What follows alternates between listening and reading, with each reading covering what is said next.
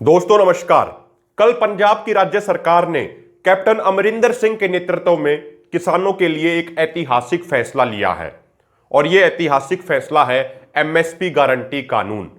अभी यह कानून केवल दो फसलों पर लागू होगा, गेहूं और धान। इस कानून के तहत यदि कोई भी व्यक्ति पंजाब में गेहूं और धान की खरीद एमएसपी से नीचे करता है तो उस व्यक्ति को कम से कम 3 साल की सजा होगी। अब हम आपको बताते हैं कि यह मिनिमम सपोर्ट प्राइस है क्या और यह क्यों महत्वपूर्ण है। जिस तरीके से हर प्रोडक्ट का एक निर्धारित मूल्य होता है, ठीक उसी तरीके से फसलों का भी एक निर्धारित मूल्य होता है जिसे एमएसपी बोला जाता है। लेकिन यहां पर समस्या यह है कि जिस तरीके से अन्य चीजें अपने निर्धारित मूल्य पर ही बिकती हैं, तो वहीं दूसरी तरफ किसानों की फसलें कभी भी अपने निर्धारित मूल्य पर नहीं बिकती हैं और हमेशा निर्धारित मूल्य से कम पर बिकती हैं। मैं आपको एक उदाहरण देता हूं। जिस तरीके से पार्ले जी का बिस्किट का पैकेट है, उसका निर्धारित मूल्य जिसे एमआरपी बोला जाता है वो 5 रुपए है, तो कोई ऐसी ताकत नहीं है जो उसे 2 रुपए में खरीद के दिखा दे। लेकिन वहीं दूसरी तरफ गेहूं का एमएसपी 1925 रुपया क्विंटल है, लेकिन आज के दिन किसान का गेहूं 1200 से 1300 रुपए प्रति क्विंटल बिक रहा है। बाजरे का एमएसपी 2150 रुपया क्विंटल है और आज के दिन वो बाजरा 1000 से 1100 रुपए प्रति क्विंटल तक बिक रहा है। यही हाल अन्य फसलों का है। तो यानी जो किसान की फसलों के लिए जो मूल्य निर्धारित किया जाता है, किसान की फसलें हमेशा उस निर्धारित मूल्य से कम पर बिकती हैं। इसीलिए एमएसपी गारंटी कानून बहुत जरूरी है। हमारे देश में एक कमीशन है जिसे बोला जाता है commission on agriculture cost and prices. यह सरकार का सेमी ऑटोनोमस ऑर्गेनाइजेशन है और यह हर साल 24 फसलों का न्यूनतम समर्थन मूल्य यानी एमएसपी तय करता है। अब इसके साथ दो समस्याएं हैं। यह कमीशन जो एमएसपी तय करता है, यह स्वामीनाथन कमीशन के C2 + 50% फार्मूले के अकॉर्डिंग नहीं तय करता है। और दूसरी समस्या यह है कि जो एक कमीशन एमएसपी तय करता है, किसानों की फसलें उस एमएसपी से भी बहुत कम मूल्य पर बिकती हैं।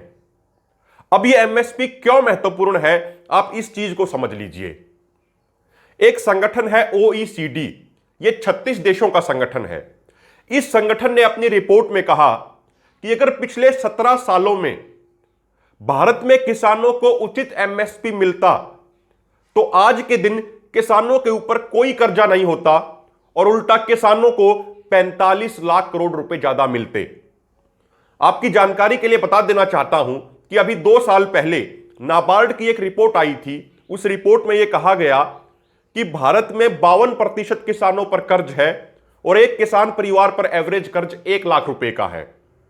भारत में टोटल किसान परिवार है लगभग 14 करोड़, तो 52% हुए लगभग 7 करोड़। एक किसान परिवार पे एवरेज कर्ज है 1 लाख रुपए का, यानी भारत के सभी किसानों पे टोटल कर्ज है मात्र 7 लाख करोड़ का, 7 लाख करोड़ रुपीस। और जबकि OECD अपनी रिपोर्ट में कहता है कि अगर किसानों को उचित एमएसपी मिलता तो किसानों को 45 लाख करोड़ रुपए ज्यादा मिलने चाहिए थे। यानी अगर वो जो किसानों पे कर्जा है 7 लाख करोड़ का, अगर वो भी घटा दें तो फिर भी किसानों को 38 लाख करोड़ रुपए ज्यादा मिलने चाहिए थे, जो किसानों को नहीं दिए गए। तो यदि उचित एमएसपी मिलता और एमएसपी पर खरीद की गारंटी का कानून होता तो आज के दिन देश का कोई भी किसान कर्जदार नहीं होता, उल्टा किसानों को ही 38 लाख करोड़ रुपए ज्यादा मिलने चाहिए थे। अब आप इसमें एक चीज और समझिए, मैं एक बड़ा खुलासा भी करने वाला हूं। जब प्रधानमंत्री मोदी जी मुख्यमंत्री मोदी जी होते थे तो उस समय 2011 में उन्होंने एक रिपोर्ट उस समय के प्रधानमंत्री डॉक्टर मनमोहन सिंह को भेजी थी।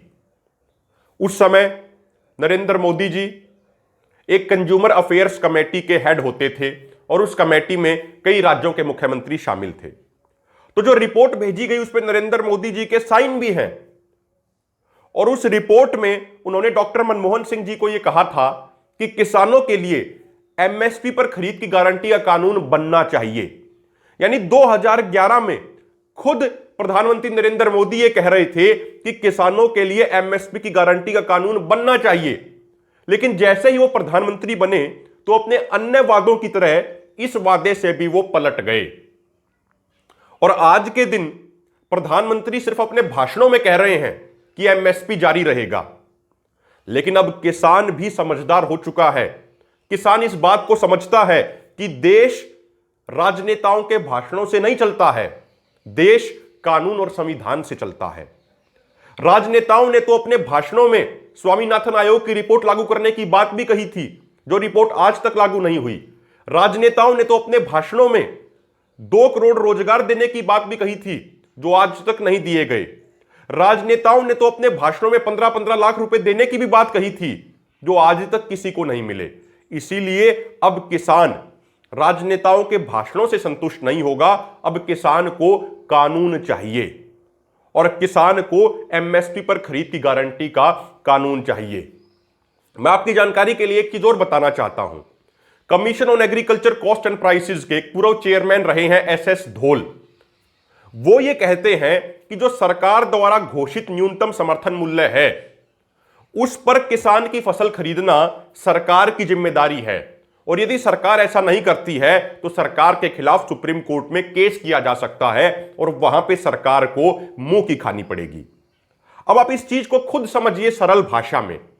मान लीजिए सरकार ने किसी फसल का न्यूनतम समर्थन मूल्य तय किया है 2150 रुपया और लेकिन वो फसल बिक रही है 1000 रुपए में, तो वो मूल्य निर्धारित करने का मतलब क्या रह गया? गेहूं का न्यूनतम समर्थन मूल्य 1925 रुपया क्विंटल, लेकिन वो बिक रहा आज के दिन 1200 से 1300 रुपए में।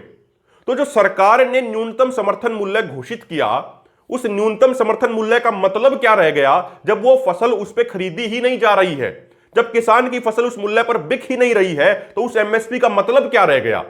इसीलिए किसान संगठनों की मुख्य मांग यह है कि एमएसपी पर खरीद की गारंटी का कानून बने और यदि कोई भी व्यक्ति, कोई भी व्यापारी, यदि कोई भी सरकारी प्रोक्यूरमेंट एजेंसी किसान का सामान एमएसपी से कम पर खरीदती है तो उसके खिलाफ गैर कानूनी आपराधिक मामला दर्ज करके उसको सजा दी जाए।